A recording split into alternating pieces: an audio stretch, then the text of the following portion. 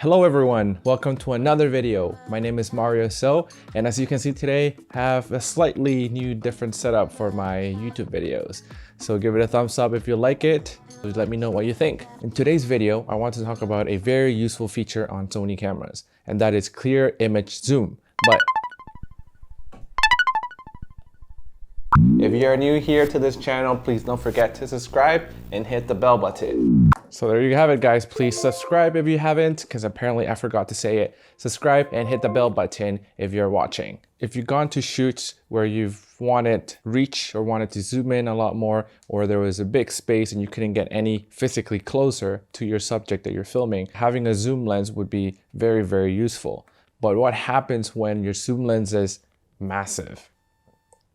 Like this one right here, a a7iii f2.8 Sigma, very old lens, but still very useful. The only thing I don't really like about this lens though, its size. It's just insanely massive. And I understand that telephoto lenses of mirrorless cameras may not be as heavy or as massive, but it still makes a big difference when you're bringing a lot of gear into a certain shoot. And this is where clear image zoom comes in handy. So what clear image zoom essentially does is just lets your camera zoom in a little bit more without losing quality. When I'm shooting weddings, I may be on one lens, but there are situations where I just don't have enough time to go into my bag and switch a lens to get that reach. So what I do is just engage clear image zoom and I'm able to get that reach without having to switch out my lenses. So this function is very, very useful in many run and gun situations, or when you want that extra reach and you just don't have the big zoom lens on you. So let's check out how we access this function. So how do you access clear image zoom? You go into menu, go in the second tab for movie, and then page 5. Under zoom setting, you will select the second option, clear image zoom. This is the only one that does not lose quality while you zoom in. All the other ones, digital zoom and optical zoom, are not ideal because you lose a little bit of resolution when you use one of these two. And then if you wanted to zoom in on clear image zoom, you press that and zoom in a little bit more, up to 1.5 times if you're shooting in 4K mode. So I also like to set it up as a custom button in my camera, so I have quick access to it. Sony menus are known for being so hard to understand. They have so many things and they're not laid out in a way that makes sense. So I like to set up that as a custom button first. So in the same menu under movie, you go to page 8 under custom operation 1. And I have mine set up to the down arrow key on my dial.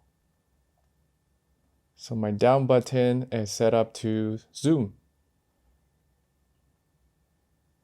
And the way you access that is once you're in the custom menu, you go to page 13 for zoom. You select that, and I have that as my down button.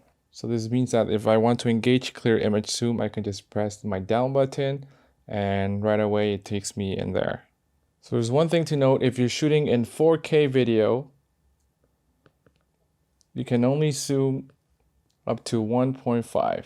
And right now I'm shooting on the Tamron 28-75 and I'm at the 75 millimeter focal length right here. And with the 1.5 clear image zoom, I get effectively about 112, 110 millimeter equivalent, which is pretty good if I wanted to zoom in without losing image quality in a pinch. So if I set my focal length at 50, I can also engage clear image zoom and turn it all the way to 1.5. And that is about 75 of my focal length. If you're shooting in HD, clear image zoom lets you zoom in up to 2 times, which is insane. So that means on a Tamron 28-75, if I were to zoom in all the way to 75 and engage clear image zoom up to 2 times, I can get about 150 millimeter equivalent of a zoom, which is insane. I can achieve a 28 to 150 zoom range on my 28-75 Tamron lens. In photo mode, things are very different. If you're shooting raw images, you actually cannot engage clear image zoom. And that because you're already using all of the sensor space there is in shooting your raw image. And if you were to zoom, there'll be a crop in which you will lose image quality. But however, if you were to shoot in JPEG, you will be able to use clear image zoom and zoom in about 2 times. But I don't really use clear image zoom for photos, to be honest. I like to shoot all my images in RAW and just adjust and get the proper composition when I want. And if I wanted to crop in a little bit, I can do that in post-production when I'm editing my photos. Another thing to note about clear image zoom is that you can access it while you're recording. And this has helped me many times when I'm shooting weddings. When I'm recording something and all of a sudden I need to zoom in a little bit to get that reach or to catch that kiss or to catch something in the audience or to get a family member who has, I don't know, something funny happen to them, and I can reach in right away and zoom in and capture that. Another way to zoom in on your camera and get that extra reach is by shooting in crop mode. And you can access that by going to the menu and under number 1 in quality image size 1, go all the way to the bottom of the first page under APSC Super 35mm crop mode. You can engage it, turn it on, and right away you'll see that your camera will have the extra 1.5 crop. And I have set it as a custom key on my C3 as well to toggle it on and off. And the symbol right here means that you have the Super 35mm mode enabled. So this is another really cool way to get that extra reach on your zoom lenses. But I don't really like to use this one as much as clear image zoom. The reason being that if you were in crop mode, if you're recording, you cannot get out of it. You have to stay there. Or if you were recording in regular full frame mode and you wanted to engage crop mode without stopping your recording, you can't do that. Can't engage crop mode. Because while you're recording, your camera won't even let you enter menus. And this is why I like to use clear image zoom over crop mode or Super 35 mode.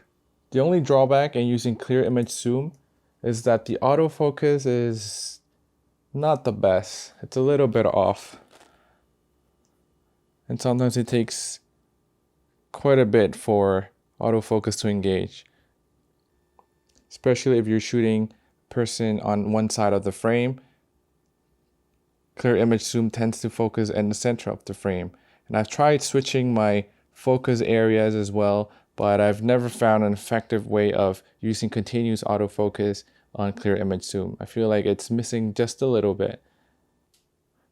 As you can see, face detection doesn't work as well when you're engaging clear image zoom. Autofocus?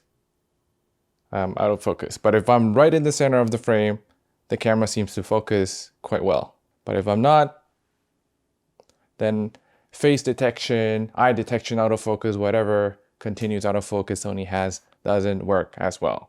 But what I usually do if I'm in clear image zoom and I'm worried about the focus being lost, I usually pre-focus, set it to manual focus, and just focus manually. But the crazy thing is to think that if you had a 70-200 lens on your camera and you were zoomed in all the way to 200 and you engage clear image zoom, well, you know what's gonna happen. You have a lot of reach.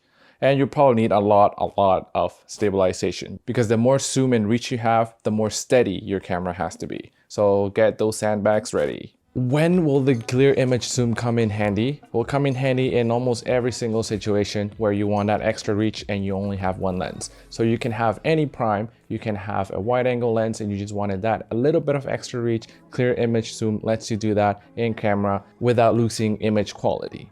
So there are some limitations in clear image zoom. The autofocus is not as good, but if you found a workaround, let me know in the comments below. I'll be really grateful to hear about that. I still feel that you should always be prepared, always be planned, and bring all the gear that you think you need for a certain shoot. And I do see the value of having telephoto zoom lenses in many situations.